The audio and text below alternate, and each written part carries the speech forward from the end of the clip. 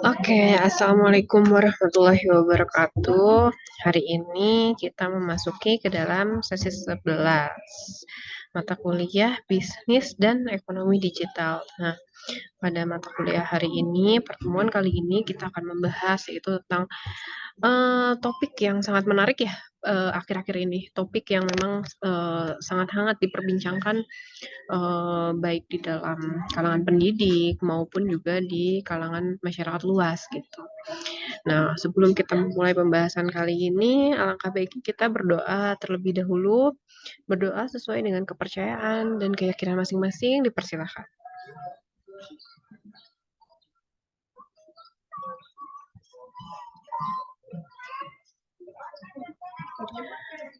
Oke, berdoa kita cukupkan. Hari ini kita akan memulai perkuliahan hari ini, yaitu tentang artificial intelligence atau biasa dikenal dengan kecerdasan buatan. Nah, apa sih itu artificial intelligence? Artificial intelligence itu merupakan kecerdasan yang memang ditambahkan oleh manusia ke dalam sistem teknologi yang diatur dan juga dikembangkan ke dalam konteks ilmiah. Nah, bentuk dari kecerdasan buatan ini biasanya dilakukan dengan mengikuti dan mencontoh karakteristik dan analogi berpikir dari manusia. Jadi, bukan benar-benar apa ya istilahnya bukan benar-benar 100% merupakan pikiran manusia gitu.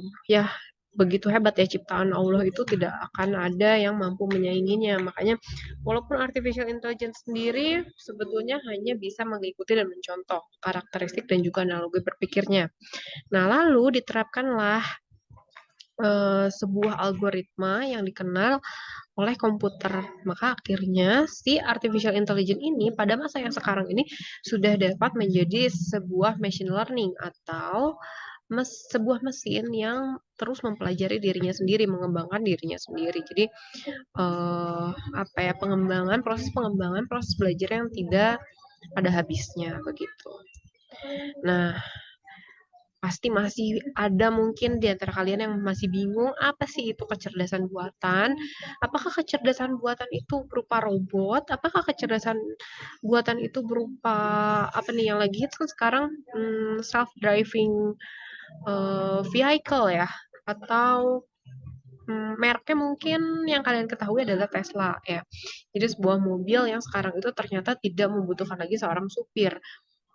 Jadi mobil tersebut itu sudah dapat mempunyai sebuah sensor dan juga ditanamkan sebuah mesin dan kecerdasan buatan itu untuk dapat menjalankan si kendaraan tersebut sendiri begitu.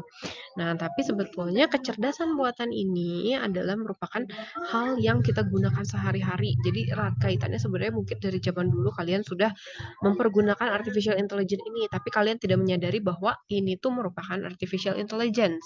Apa saja itu? Nih, yang pertama adalah lift lah. Kok lift ini merupakan artificial intelligence? Ya, jadi gini, apalagi lift yang double kayak gini atau ini triple kan ya. Jadi lift itu kan biasanya ada yang mencet di lantai bawah, ada yang mencet di lantai atas, ada juga di lift ganjil ada yang mencet, di lift genap juga gitu kan. Maka mereka akan memproses permintaan-permintaan tersebut. Akhirnya setelah diproses dibuatlah keputusan. Berarti lift ganjil akan berhenti di lantai sekian dulu, lalu akan berhenti di lantai sekian, gerakannya apakah naik ataupun turun. Nah, hal yang seperti itu sebetulnya diatur oleh sebuah kecerdasan buatan. Nah, ada juga nih yang namanya search engine atau biasanya voice search engine. Jadi sekarang nih ada nggak usah susah-susah lagi ya kita kalau misalkan mau mencari sesuatu, kalau zaman dulu kan kalau sambil nyetir tuh susah ya. Kita sambil ngetik gini gitu kan untuk nyari sesuatu biasanya jadi mengganggu aktivitas kita gitu atau kita harus fokus dulu terhadap sesuatu baru kita bisa melakukan aktivitas informasi kembali. Nah, sekarang sudah ada yang namanya voice engine. Hal ini memudahkan untuk segera kalangan manusia lah, baik itu ramah digunakan untuk anak kecil, lansia, oleh siapapun dengan latar belakang pendidikan apapun, dengan keterbatasan yang seperti apapun, mereka kan semakin memudahkan. Contohnya saya tadi ketika nyetir ke sini, saya mau mencari Google Maps. Kan biasanya saya harus minggir dulu, lalu saya cari dulu Google Maps-nya, saya cari rute yang memang betul-betul sesuai dengan saya. Nah, tapi dengan adanya Google Voice ini, saya tinggal bilang kayak, Halo Google, tolong tunjukkan jalan ke PVJ," misalnya gitu. Maka Google akan memproses, dia akan membuka eh, GPS mode-nya, akan mengaktifkan GPS mode, akan membuka Google Maps, lalu mencari tujuan saya dan memilihkan rute yang terbaik.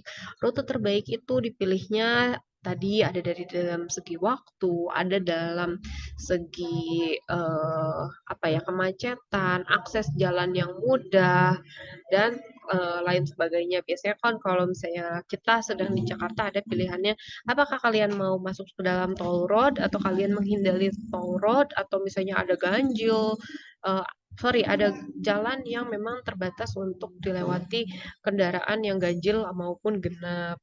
Ada juga apa ya, sekarang tuh ada jalan yang memang bukan jalan tol tapi ketika kita lalui itu berbayar gitu. Nah, kita lanjutkan kembali, yaitu nah ini lagi hitsnya mungkin sekarang di TikTok maupun di Instagram, ada fitur selfie maupun filter. Nah, itu merupakan kecerdasan buatan. Kenapa sih merupakan kecerdasan buatan? Karena kan kita ketika mau berselfie biasanya ada sekarang bahkan yang pakai make up gitu ya, pakai lipstiknya, wah mau warna apa kita pilih sesuai dengan keinginan kita, pakai alis yang tebalnya segimana, pakai bulu mata yang secertar apa gitu kan. Nah, kok bisa sih gitu dari sebuah kamera saja dia itu bisa mengenali mana mata kita, kapan kita berkedip, kapan kita menoleh dan lain sebagainya. Nah, itu merupakan kecerdasan buatan juga. Jadi dia bisa mengenali, oh hidung kita itu seperti ini, letaknya ada di sini. Ketika kita menoleh, maka hidung kita bentuknya akan seperti gimana gitu kan. Beda ya ketika kita lihat dari depan maupun dari samping begitu ya. Terus mata kita ketika berkedip atau kita rolling eyes, dia bahkan bisa mengenalinya begitu. Lalu, oh ini yang tadi telah saya jelaskan, ada GPS Navigator. Oh, ini merupakan hal baru juga nih, ada e-tilang. Jadi buat teman-teman nih yang riding malam-malam, kalau zaman dulu, udahlah malam-malam nggak akan ada tilang, nggak akan ada polisi gitu, hati-hati ya. Karena sekarang polisi sudah mulai menerapkan yaitu e-tilang. Jadi walaupun kelihatannya tidak ada polisi, tapi kamera itu di mana-mana dan kamera tersebut bisa mendeteksi eh, apa ya, pelanggaran apa sih yang kita lakukan gitu. Apakah kita benar-benar melanggarnya seperti melanggar lampu merah, ataupun kita tidak memakai helm, ataupun pada zaman dulu kan waktu sedang pandemi kita memakai masker tuh ya bisa terdeteksi gitu, dan juga apalagi ya biasanya pelanggaran yang diketahui, bahkan sampai safety belt juga ya, biasanya bisa kelihatan gitu dari e-tilang. Oh, mobil sekian itu tidak pakai safety belt. Nah, mereka itu mempunyai kamera yang dapat mendeteksi plat nomor kita. Jadi nanti misalnya, oh ini D1717, dia di Jalan Maijen Sutoyo, misalkan pada jam sekian dia melakukan pelanggaran. Pelanggarannya yaitu dia tidak menyalakan lampu sen ketika mau belok. Nah, itu hati-hati, mungkin kita tidak menyadari ya, kita melakukan kesalahan seperti itu. Tapi nanti tiba-tiba kita mau memperpanjang STNK, mau memperpanjang SIM, ternyata dapatlah si surat tilang tersebut gitu. Oke, kita lanjutkan kembali. Oh, ini ada video game. Nah, video game ini buat teman-teman nih yang suka main Dota, main Mobile Legend, atau main apa lagi? saya kurang hafal ya permainan-permainan kayak gitu. Terus Minecraft mungkin ya, Minecraft itu kan banyak permainan lagi di dalamnya gitu kan. Maaf ya Ibu untuk kali ini kurang dapat menjelaskan, tapi mungkin saya bisa menjelaskan dari segi artificial, apa ya namanya, AR and VR, virtual relation sama artificial relation ya kalau nggak salah. Jadi sebetulnya seperti kamera yang kita gunakan, kacamata yang kita gunakan, tapi ternyata dari kacamata tersebut itu ketika kita menoleh kemana, itu tuh merupakan seperti sebuah realita begitu ya. Jadi kita seperti ada sedang di dalam dunia game tersebut. Bahkan sekarang sudah bisa seperti itu gitu ya. Keren banget. Nah, kita lanjutkan kembali yaitu adalah home appliances. Nah, bahkan artificial intelligence sekarang itu bukan terbatas ke dalam hanya hal-hal yang berhubungan dengan internet ya. Kita dulu paling berpikirnya, oh artificial intelligence paling adanya di handphone, di laptop gitu kan. Oh ternyata sekarang artificial intelligence sudah mulai merambah ke dalam perabotan rumah tangga sehari-hari. Apa sih perabotan rumah tangga yang memakai artificial intelligence? Seperti misalnya sekarang ada mesin pel otomatis ya, dia bisa mengetahui ada benda apa aja di sekitarnya. Dia mempunyai sebuah sensor gitu kan. Dia akan berhenti ketika dia akan menabrak sesuatu, dia akan berhenti ketika dia hampir jatuh mungkin menghadapi sebuah tangga dan di mana saja yang kotor gitu kan, dia akan kembali lagi ke area charging stationnya dia menggunakan dari si artificial intelligence tersebut. Nah, yang kedelapan, ada ini yang namanya sosial media. Sosial media maksudnya apa? Banyak sekali sebetulnya ya artificial intelligence yang digunakan di dalam sosial media. Saya ambil contoh salah satunya saja ya. Yang pertama itu misalnya, suka nggak sih kalian menggunakan sosial media lalu sosial media tersebut apa ya? eh, apa ya? Sebentar ya. Maaf.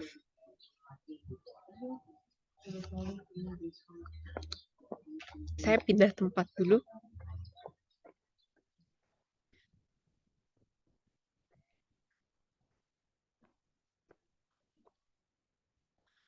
Mohon maaf ya teman-teman sekalian, sedang ada gangguan tadi. Mohon maaf yang sebesar-besarnya. Saya lanjutkan mungkin sekarang ya, keadaannya sudah lebih tenang.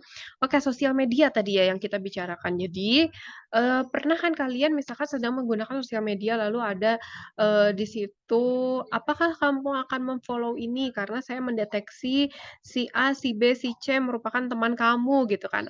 Apa ya itu namanya ya?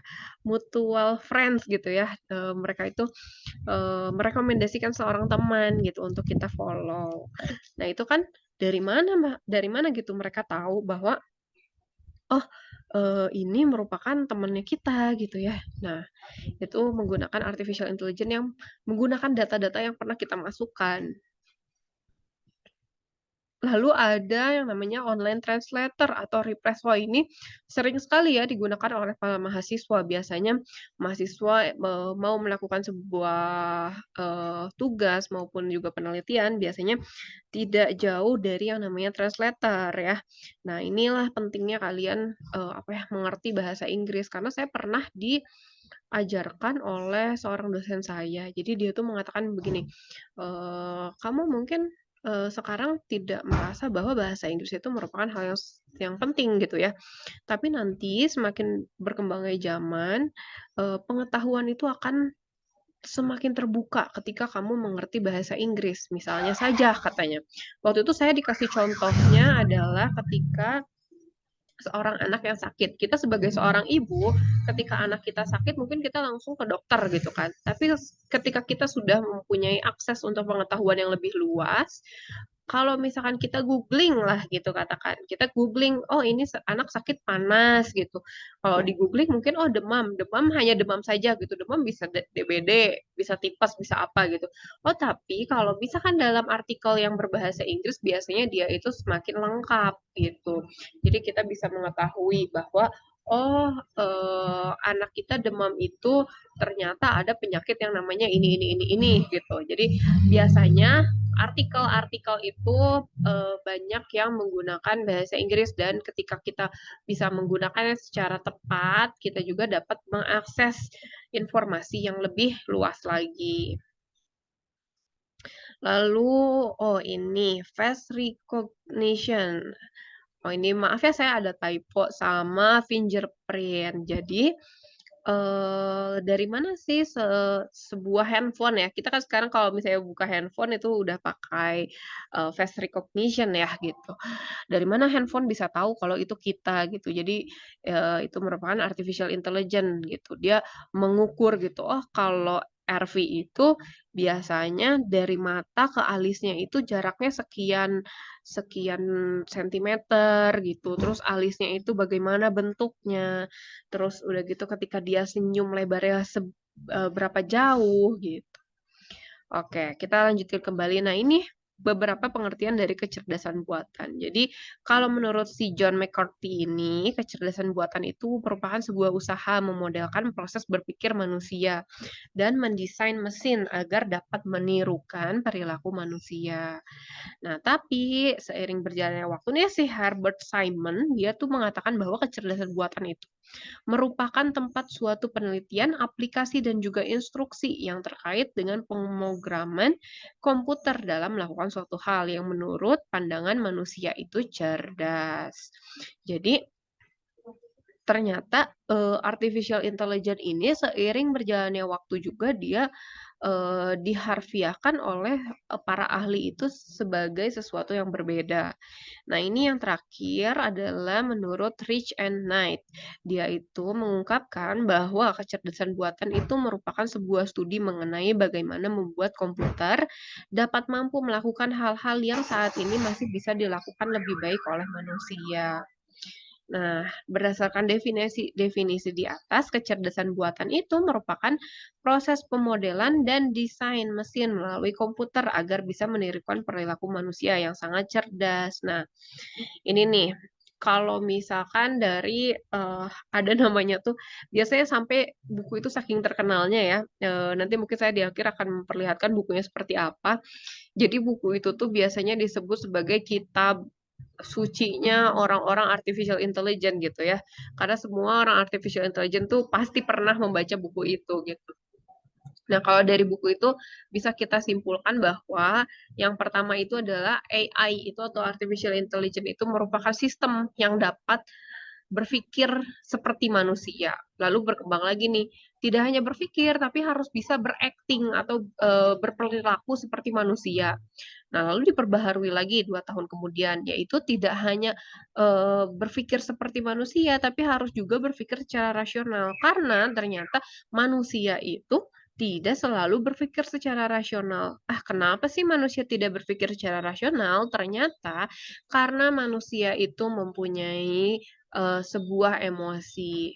Jadi seringkali emosi kita itu, membuat kita berpikir tidak rasional. Nah, itu harus hati-hati ya, makanya kenapa manusia itu tidak hanya IQ yang penting, tapi ada juga EQ. Apa sih EQ? EQ itu adalah emotional quotient atau kecerdasan secara emosional.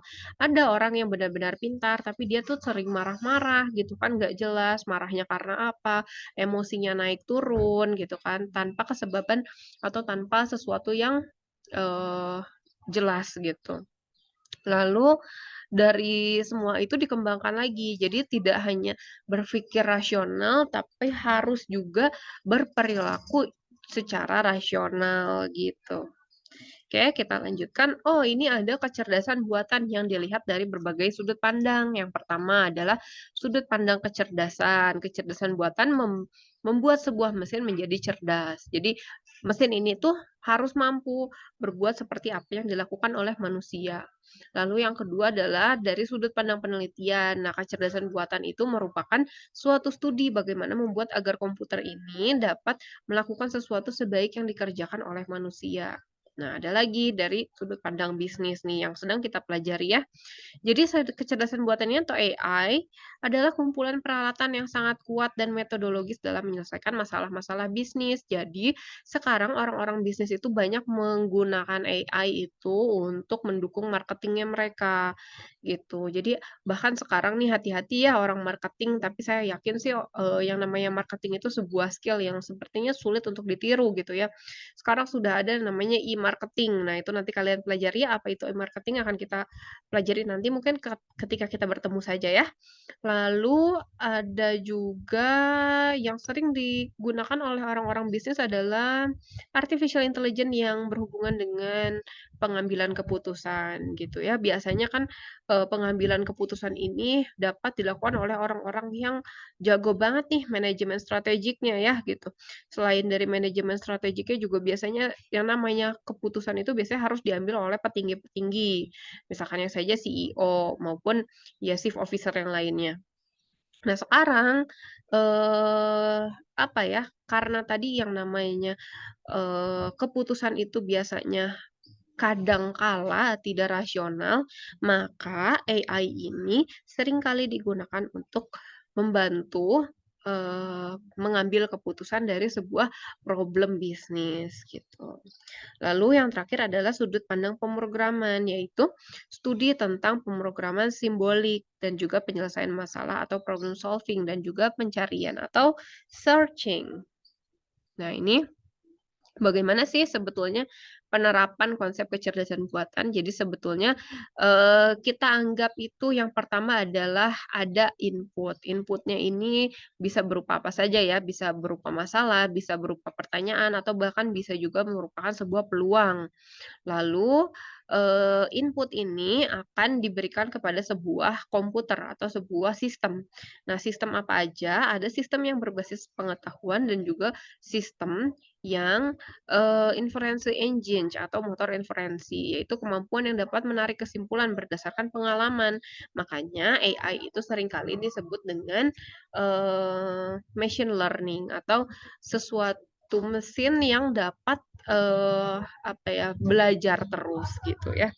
Nah, tadi, kembali kepada basis pengetahuan. Apa sih itu basis pengetahuan? Basis pengetahuan ini adalah berisikan sebuah fakta-fakta, yaitu fakta, teori, pemikiran, dan juga hubungan antara satu dengan juga yang lainnya. Nah, dari tadi setelah diproses lalu akan menghasilkan sebuah output. Output-nya ini merupakan jawaban ataupun solusi.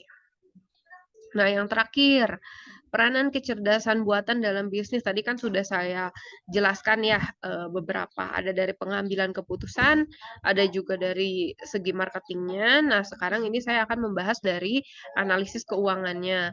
Yang pertama dari analisis keuangannya ini biasanya dilakukan dengan menggunakan alat seperti misalnya Google Analysis.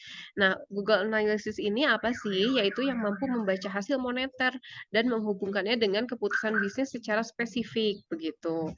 Nah, saya lanjutkan kembali, kecerdasan buatan ini dapat menggantikan pekerjaan manusia dalam melakukan transaksi keuangan seperti misalnya budgeting, auditing gitu, karena ini juga hati-hati nih orang yang, bergerak dalam bidang keuangan gitu ya, bisa digantikan dengan kecerdasan buatan.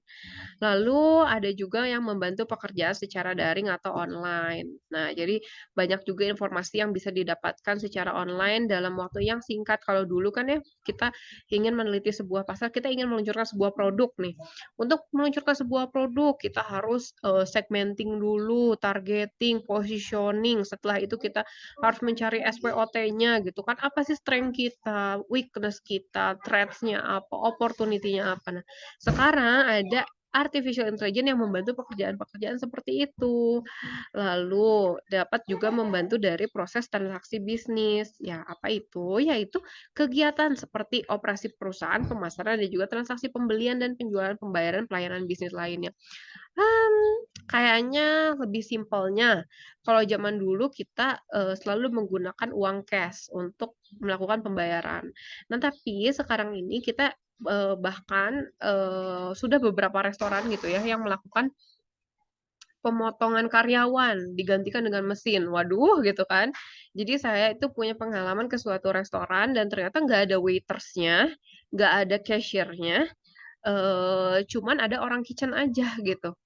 Jadi saya datang, menempati saya reservasi dulu, jadi ada komputernya dulu gitu di luar, kita masukkan nama, terus berapa orang, kita prefer yang smoking atau non-smoking area, nanti dia tempatkan tuh, silakan menempati meja 9 misalkan.